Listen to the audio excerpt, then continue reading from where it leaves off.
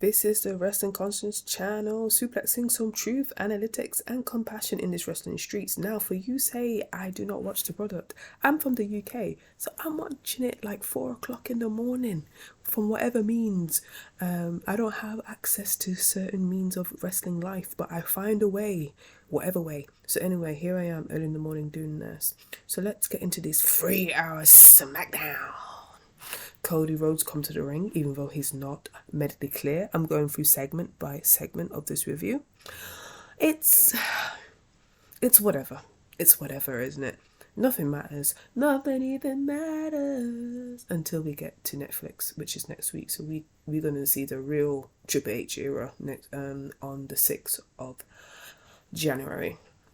Anyway, so Cody Rhodes comes to the ring. He's not medically cleared, but he still comes to the ring. Why would a champion, an intelligent champion, put himself there for what? To get sympathy? Just bring him out at Netflix. This does not need to happen. This was just filling up the 3 hours. We could have had another match. Just bring him at Netflix, man. This was stupid. Or bring out Royal Rumble. This was a stupid opportunity. Stupid. Squandered. Anyway, Drew McIntyre, I'm calling him Drew McIntyre, Mr. Busybody.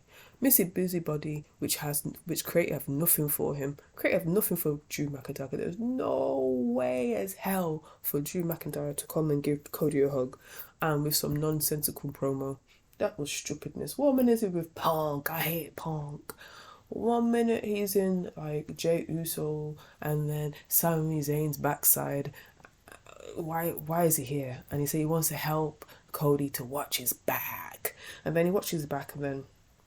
Oh yeah, before I talk about Kevin Owens, Drew McIntyre is trying to be the mouthpiece for corporate WWE, saying, Cody is the quarterback.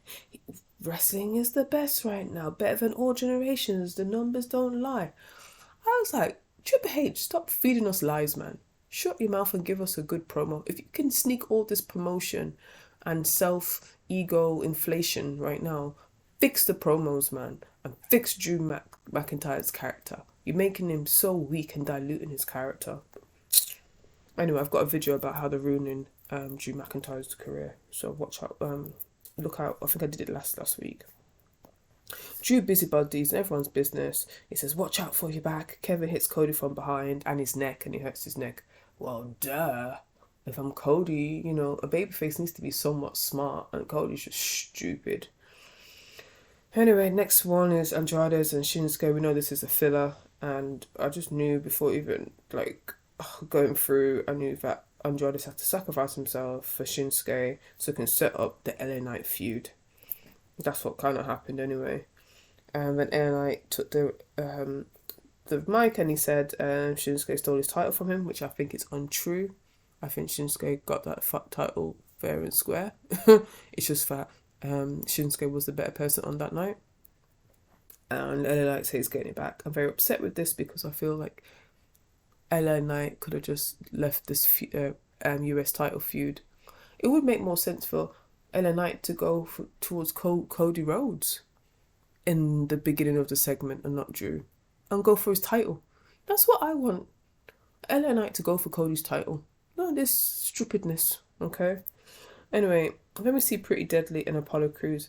I get happy when Apollo Crews gets any airtime. He's underrated and underutilized. I feel like he's the new Baron Corbin. And I like Pretty Deadly. Unfortunately, they're the undercard and not taken seriously. I think they can wrestle good, but that's the gimmick. And someone has to be the undercard one day, and that's who they are. And unfortunately, how the Might have fallen. How Apollo Crews a couple of years ago was the ICE title holder, and now he's being a snitch to Pretty Deadly. Then Santos Escobar comes with Elektra Lopez. I really need to see her to wrestle. I think she can wrestle, I know she was on the indies. I think she's not getting any...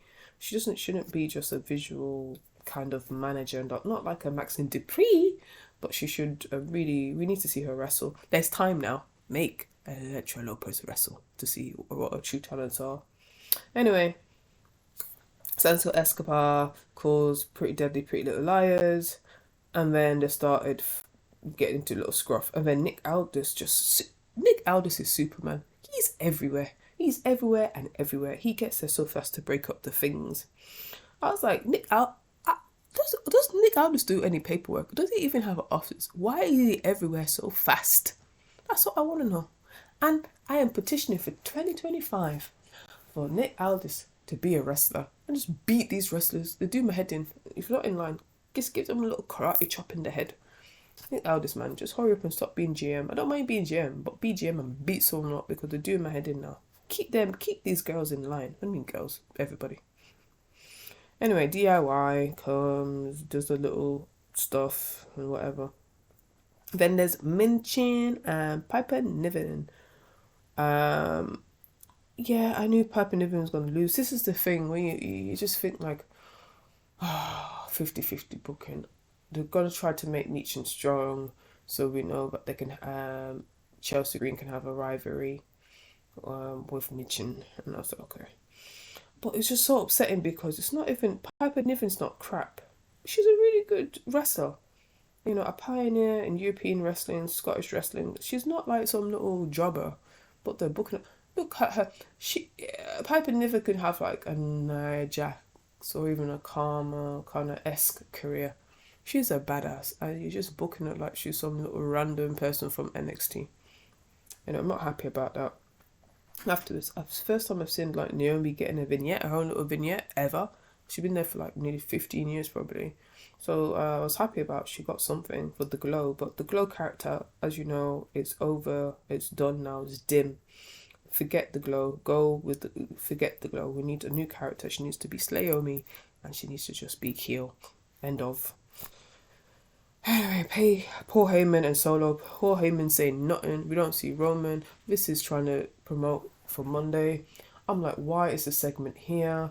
I'm thinking that the way how they put towards the whole of the Smackdown was the pacing and where they positioned matches was not good, in my opinion.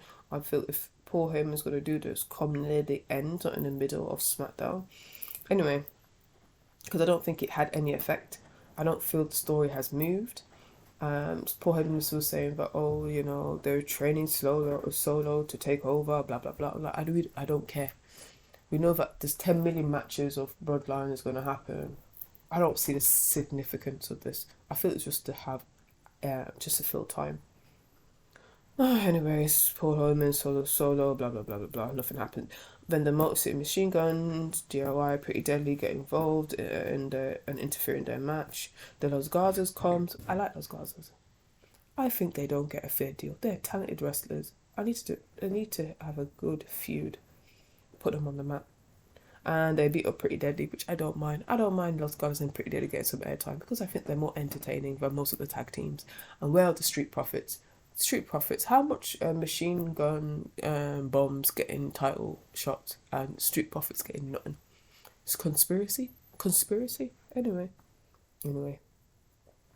Candice Ray and Nia backstage and Nia saying that to keep Bianca away and next they're going to go get the tag team titles. Then backstage, Sami Zayn and Kamala Hayes and they're treating Kamala Hayes like a doo-doo head. Kamala Hayes too talented to do this silly backstage segments, man. And making him like it's not a serious competitor. They're just shitting on him. I don't like it. But anyway, Jimmy and Uso sticking up for Sammy. They're little, bitch boys and whatever. Anyway, Jey Uso bumps into Kevin Owens. Whatever. Could be a future rivalry. I would like that actually. I like that tease. Like Kevin Owens hopefully will be champion and Kevin Owens will go against Jey Uso and Jey Uso becomes a champion. I like that. I can see that happening. Then all of a sudden Nick Aldis comes again 10 million times and Cody Rhodes. Nick Aldis is reinforcing this corporate stick of like Cody Rhodes is the company's future and he should think about the company than going out there, blah blah blah, talk about his stupid neck, blah blah blah blah blah blah blah. And then Cody Rhodes said if he sees anyone like Kevin Owens, he's going to drop them on sight. And it's like, okay, whatever, necky. And then Candice... Okay, so I'm skipping over to the women's match now. The championship match, This is a women's championship match. And where did they position it? It's the match before the Bloodline 10 million time tag team match. I thought the positioning was wrong. Well, I love the Bloodline, but position the women. That's why women don't. People so women suck because you're not positioning. What's this big moment? What is going to happen? You positioning it before the Bloodline match, and it was stupid. Anyway, nonetheless, let's go on. Candice was trying to distract the referee between Naomi and Nia's match. Candice get hurt outside the ring with Bianca. Then Nia goes outside and hurts Bianca outside the ring. Then eventually Tiffany Stratton comes with the suitcase. She's about to cash it in. You know what she does? And then she pushes the referee when people see that, oh no, I'm not going to cash it in. Blah, blah, blah, blah, blah, blah. Then eventually Naomi gets annihilated by Nia and she lost, and Nia is the women's champion. What I really like when we knew a finisher, Nia's got the annihilator, and I like how I knew that it wasn't going to be a forced finish when Nia dropped down on Naomi, and Naomi did this kind of cool like she's dead, like she's got stiff and dead. That was really cool. See, when you sell, it's very impactful. Anyway, later on, Tiffany turns on Candice and Nia, and she cashes us in and she becomes the women's champion. And people say, yeah. And I was like, I felt it was anticlimactic because A, it wasn't the last segment, and B, it's like, why are you doing it on this show? Can you do it on Raw? Can you do it on a PLE? You could have done it on Saturday Night, you know what I mean? Make it a moment because we was waiting for this to drag. It just felt so diluted, you know? Or can you do it at Royal Rumble or something? Make it mean something. Jesus. Or I would have done this. I would have, when Tiffany came in, cash it. Or, no, actually, make Naomi win. Do a Drew McIntyre. Make Naomi win. And then cash it in on Naomi. That would have been a better moment. Or more impactful, because people would remember that. Because Naomi would be like, oh, I got the title. And then Tiffany like, yeah, I got the title off you. And then she could still have her alliance with Nia. Anyway, that's fantasy booking. Anyway, let's go ahead. I forgot to... Yeah, there's some notes of like Bianca KO'd Nia. That's really cool. Anyway, let's go out. And then we see backstage again. We see Nick Aldis everywhere. Mr. Everywhere. And LA Knight saying that to Byron Saxton that he's going to have a championship match with Shinsuke Nakamura next week. I'll be like, so what, brother? So what? We don't care. And after that, the Bloodline, the OG Bloodline and the new Bloodline 6 tag match, and I was just like, this is long. It's repeat. I don't care. They do the same stick. I could have closed my eyes. I knew what was going to happen. I knew Drew McIntyre was going to interfere with Sammy because we know they got a match next week. As part of Raw, doesn't make sense, but anyway, it's there. And then Solo wins with the pin. I knew it was going to happen because he has to look strong when he faces Roman Reigns next week for the tribal combat, whatever, fighting over a necklace. La la la la la la la la. I didn't mind SmackDown being 3 hours. I didn't mind it. I don't really care, but it was alright. It wasn't bad. I'm not gonna lie. I think the women's thing saved it for me. That was the only interesting thing, the women's championship. That's it. So I'll just give it like a 4 out of 10, not 2. If this is what it's about in the Netflix era, I'm not really impressed. But I'm not going to say it's awful, but I'm not going to say it's amazing. It's probably a 4 out of 10. And that's it.